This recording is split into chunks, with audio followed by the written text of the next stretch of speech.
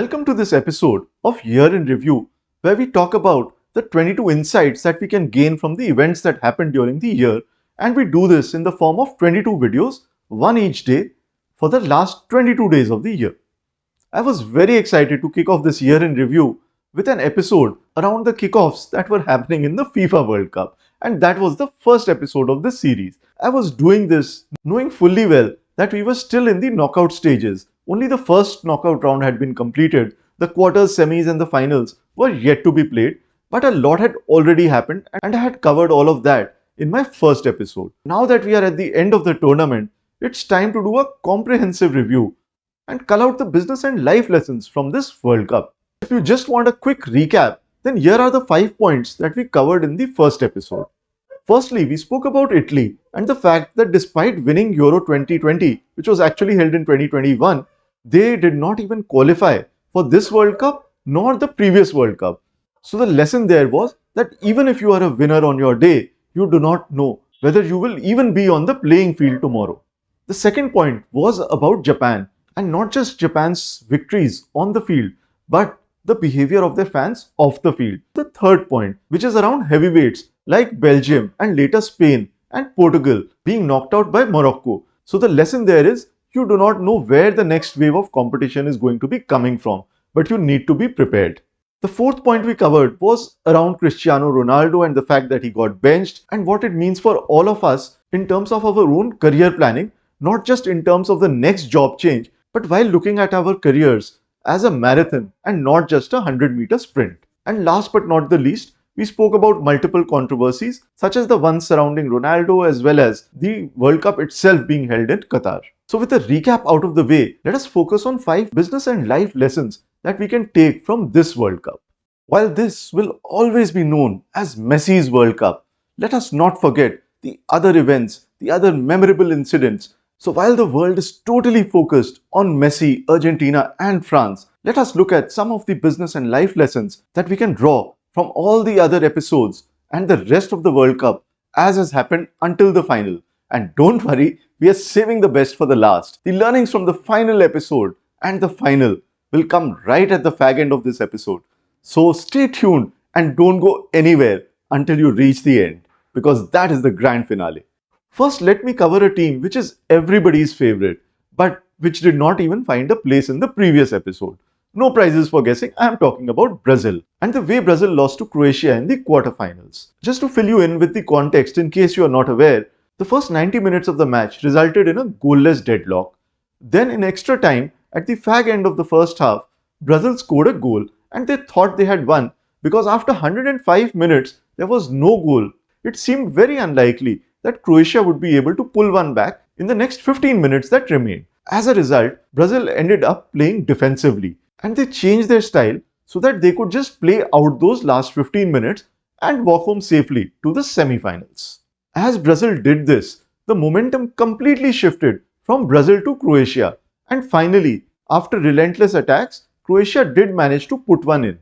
Once this happened, Brazil completely lost their momentum and Croatia went on to win in the penalties. This brings us to one of the most important lessons that I believe we can learn from sports apart from teamwork, which is the lesson of momentum.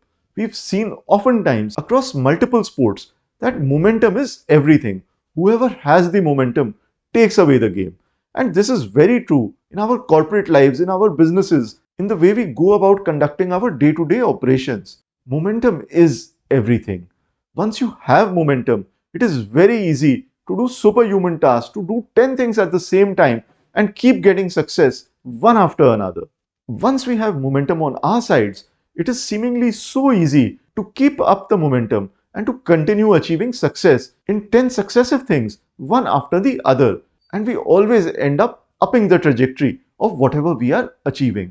And that is because we have momentum with us. But once that momentum breaks, and if we've reached from 0 to 100, after breaking the momentum, we do not start from 100. In fact, we probably start from 0 or thereabouts. And that is the law of momentum. If we have momentum on our side, it's easy to achieve anything, even the near impossible. But once we lose momentum, it is very, very, very difficult to get back to where we were just before we lost the momentum. And we have seen several such examples, not just in sports, but in corporate lives, where companies that have the momentum, or in individual careers, where somebody who has that momentum can keep going on and on forever. But once something happens and their focus shifts or their momentum slips away, then getting back to those glorious days just seems to be an impossible task.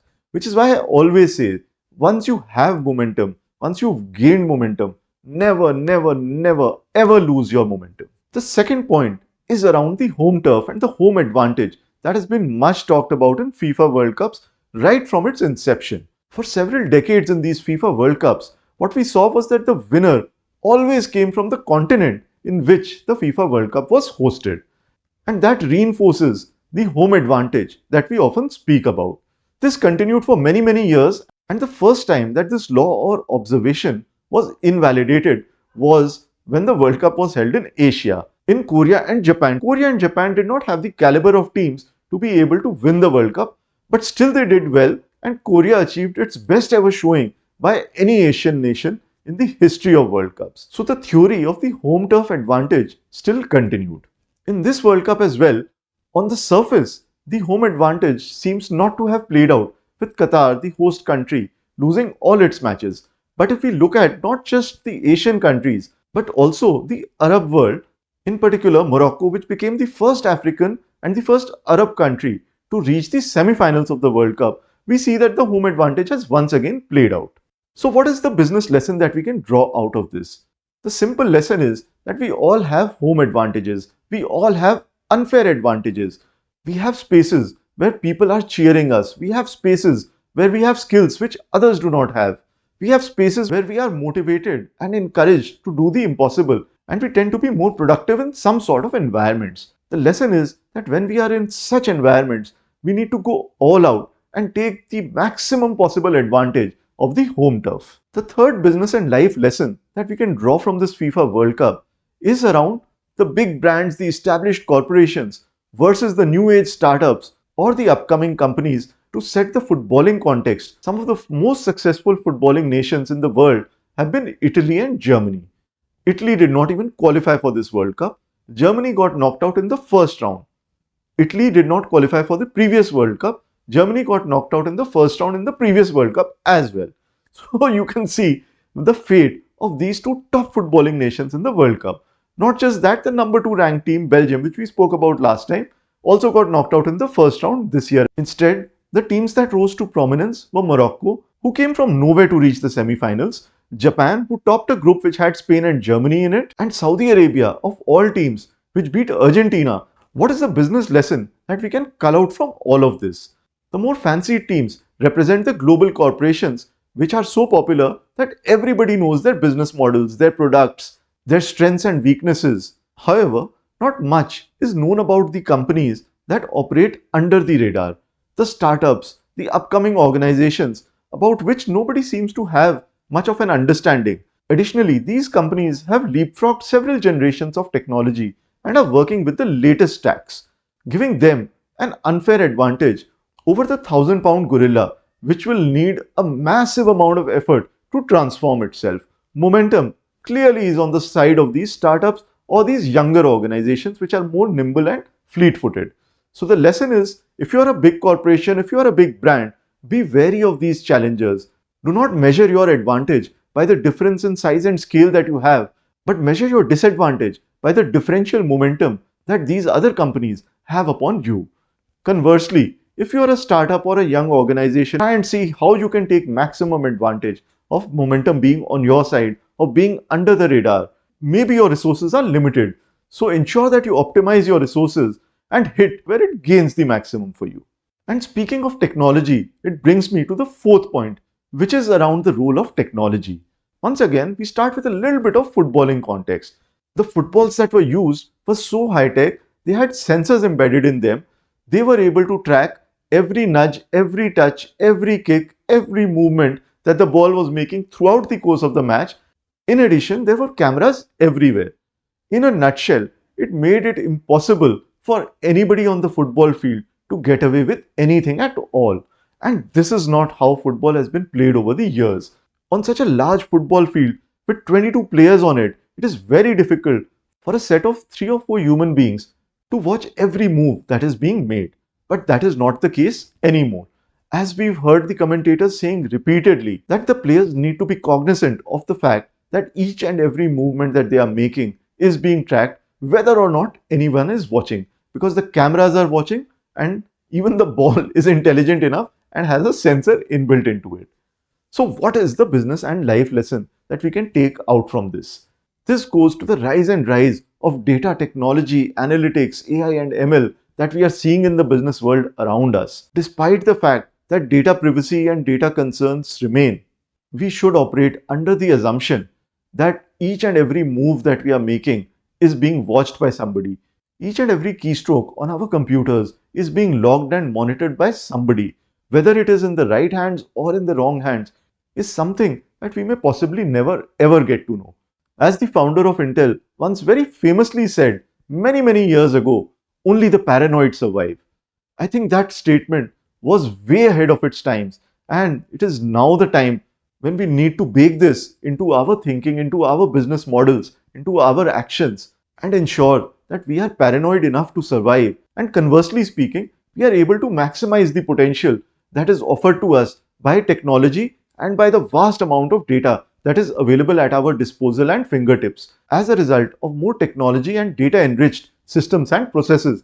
And this brings me to the fifth and the last point, and that is not just about the FIFA World Cup, but about a larger issue of the investments and the infrastructure that went into making this World Cup happen. This World Cup was touted as the most expensive World Cup ever. In fact, if we look at the cumulative spends of all the World Cups in the past, it still does not add up to the outlay on this World Cup itself. And this is despite the fact that the earlier World Cups were not held on a midget scale. The format has been exactly the same for several editions now, and the earlier World Cups were not held on any smaller a stage either. So, a couple of questions arise from this. Firstly, if the scale is the same, then why is it that this has become the most expensive World Cup ever? And secondly, what did the host nation, Qatar, get or is planning to get as a result of these investments? If we look at the breakdown of this expenditure, much of it has gone into infrastructure building, both of these sporting facilities as well as the surrounding or enabling ecosystem and infrastructure. New cities have been built, obviously new stadiums have been built, but a whole host of infrastructure and facilities have been created. The idea is that this can probably catapult Qatar from an oil and gas dependent economy to maybe emulating what UAE and Dubai have been able to do. Once again, switching our lens from the footballing side to the business side, what does this tell us about cash flows and investments? The first and most obvious thing that comes to my mind is the fallacy of comparisons.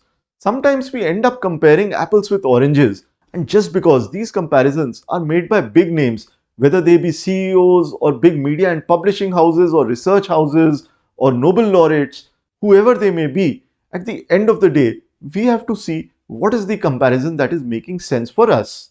As is very often said in the investment space, past returns are not indicative of the future. Similarly, a comparison with history may not be representative of what might be coming up in the future, because the future indeed may look different. And in fact, as we know from all our discussions until now, the future is most likely going to be different.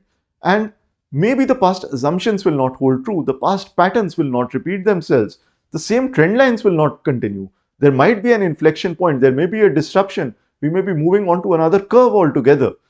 We need to put our minds to all of these aspects instead of just computing simplistic numbers and doing very simplistic and naive comparisons, which can lead us to taking wrong decisions. The second lesson that we can cull out from this, even though we do not know as yet whether Qatar is going to be successful or not with all the investments that they have made, however, that is not the point.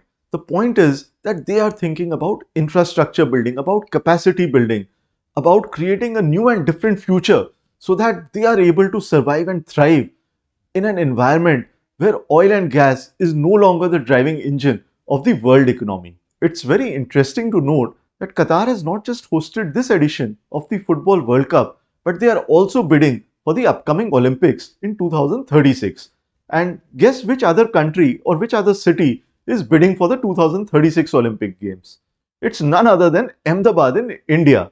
This may have seemed to be an impossible bid even 10 years ago. But if we look at what India has been doing in the last decade or so, they have been investing tremendously in infrastructure building, in capacity building, in preparing for the future.